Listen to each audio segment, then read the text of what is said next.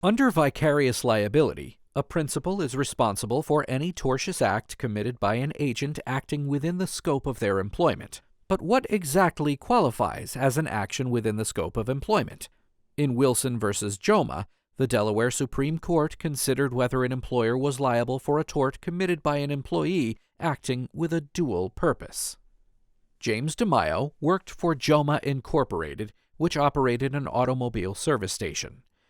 DeMaio generally pumped gas, sold tires, and serviced automobiles, but occasionally he would fill in as a supervisor. Joma employees were permitted to take a half-hour, non-compensated lunch break. Non-supervisory employees weren't allowed to leave the station during business hours, so supervisors would routinely leave the station during their lunch break to pick up lunch for themselves and other employees. Supervisors weren't reimbursed for gas or mileage when picking up lunch for other employees.